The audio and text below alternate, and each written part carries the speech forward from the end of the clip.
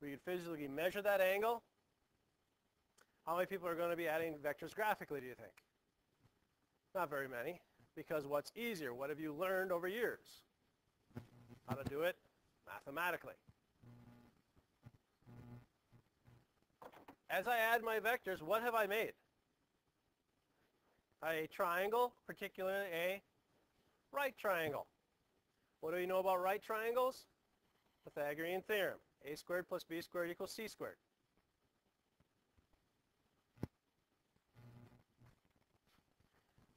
So to find the length of this side, I could say this side's 25. This side is 40. So my length of my last side, c, would be the square root of 25 squared plus 40 squared. What is the length of my side? Of my resultant?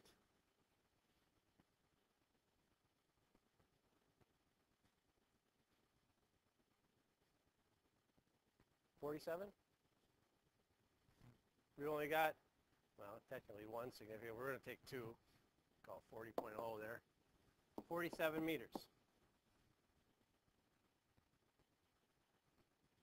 Which is the length of our, what's another word for the resultant? Hypotenuse, since it's a triangle. Now, so how would we get home? We'd have to walk 47 meters. If I walked 47 meters, would I be home then? No. Because I have to walk 47 meters in a particular direction, right? How do I find out what that direction is? I need an angle. I need this angle right in here. How could I find that angle?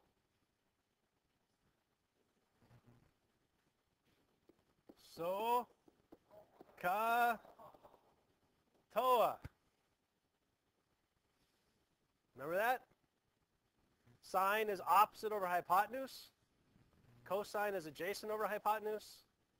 Tangent, opposite over adjacent. Yeah, it keeps coming back.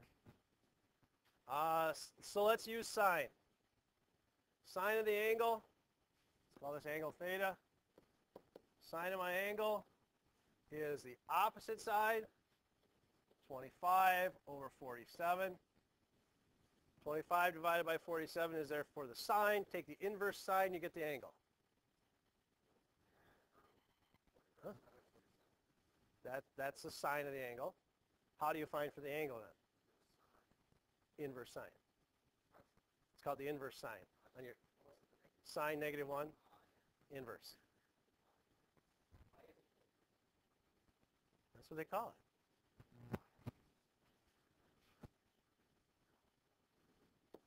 So what is my angle equal to? 32 degrees? Now, when you do problems like this, you got to make sure they make sense. Your answers make sense. Does the length of my side make sense? That hypotenuse that I found. Can you give me a distance that would not make sense? Something over 65 could not make sense. That'd be an impossible triangle, right? Because the length of the two sides has to be shorter than the hypotenuse. No, the other way around. Hypotenuse has to be shorter than the length of the two sides added together.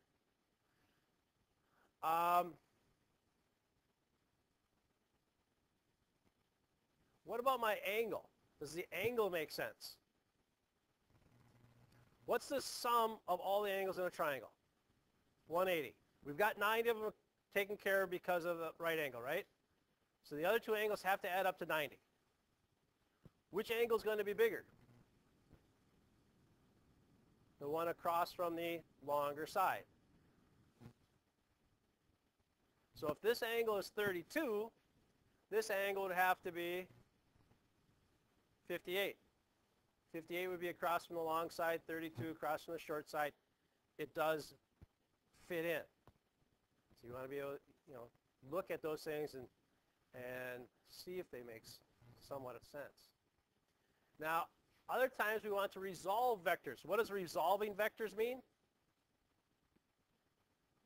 breaking them into pieces.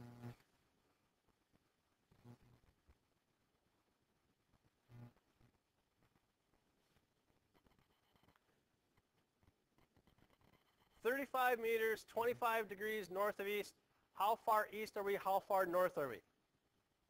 So if we draw a picture, we can do it graphically, mathematically.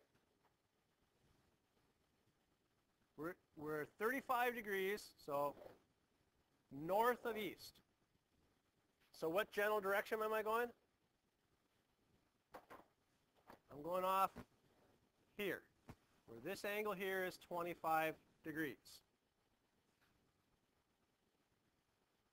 The length of this side is 35. I want to know the length of those two sides right there. There's my right angle. I'm only interested in north and east. How could I solve for these two sides? Right there. In order to solve, you need side, angle, side, angle, angle, angle, angle, side, remember all that? Then you can solve for triangles. You need to know at least one angle, two sides, or two sides and an angle. In this case, I know those two angles, so 25 degrees. How could I solve for my north side? Can I use Pythagorean theorem? No. I'm looking for opposite the angle I know. So I'm going to say the sine of 25 is equal to the opposite side, my north side, divided by 35. So the north side,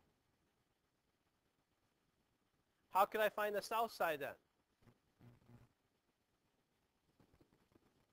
Or I mean, I should say east side. Cosine of 25 is adjacent over 35. What are the lengths of my two sides then?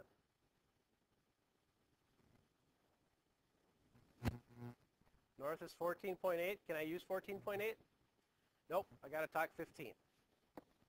Significant digits again. What's my east one?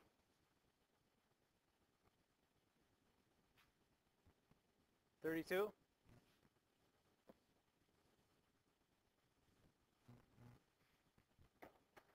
Do those two lengths make sense? Is the short side across from the small angle? Yes. So everything should be good.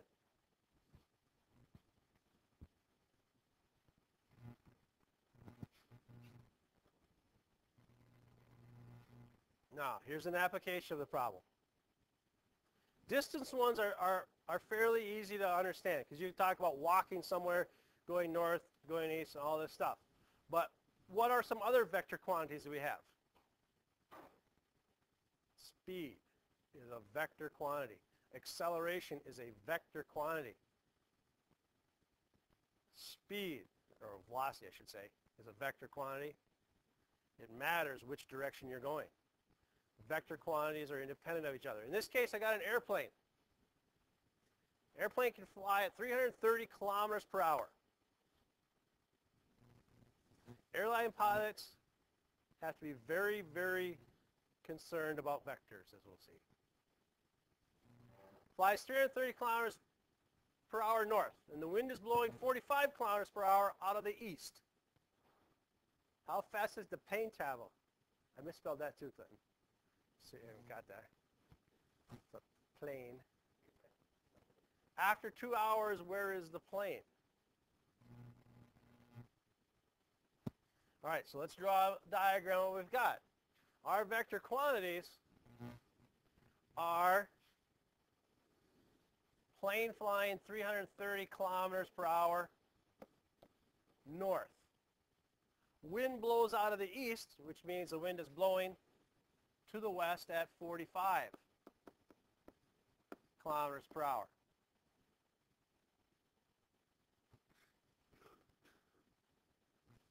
These two vectors are acting independently. as the plane is flying north, what is the wind doing to it?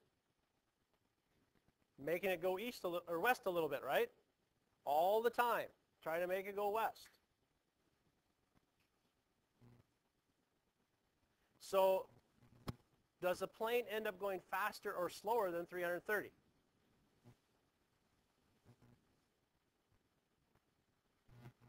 Well, it's flying this way, wind's blowing it that way. The resulting is that. Which of those three sides is the longest? The hypotenuse. The plane ends up going faster. Have you heard of tailwind and headwind for planes? Okay. A tailwind will make a plane fly faster because it's pushing. A headwind makes it fly slower. Let's say that you're out in a very windy conditions and it happens to be blowing at 330 kilometers per hour and you try to fly into the wind. You're not going anywhere. You ever seen birds do that? Birds try to fly into the wind. They just sit there, fly as hard. They're flapping as much as they can. They can't get anywhere. Why? Because their wing speed is the same as the wind speed. So they cancel each other out. Those things they'll sit and fly forever, and then they get tired and they fall down, and then they try it again. They haven't learned their vectors very well. Hopefully planes know that. So how could I find out how fast I'm actually traveling? Pythagorean theorem. I know the two sides. I can then find a third. What's the length of this side? What is it?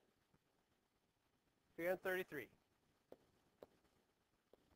We'll give it another significant digit in there in tests and things like that. Otherwise, it looks like you have two sides of a triangle that are the same size. Kilometers per hour. So he ends up going a little bit faster.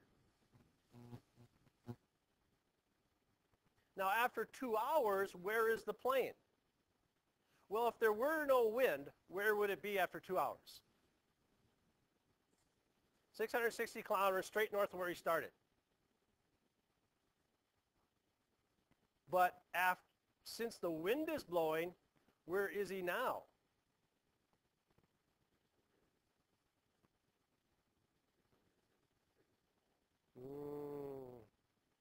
Got angles and things like that. How much west does he end up? The wind's blowing him west at 45 kilometers per hour. He ends up 90 kilometers west because the wind's making him go that way. 2 hours. So let's say you're an airplane pilot. You load up with 2 hours of fuel, hop in the plane, fly north. Because you want to be, the airport you're going for is straight north of here. 2 hours north of here. Where do you end up? 90 kilometers that way. In a field somewhere. Hopefully there's an airport over there because you don't have enough fuel to turn and go back again. If you were this pilot, what direction should you fly if you want to end up straight north? You want to fly slightly northeast, right? How much northeast? Well, there you're just guessing. You want to go somewhere northeast, right? Where that direction right here, this is now your 45 kilometers per hour. What's the length of this side right here in my speed triangle?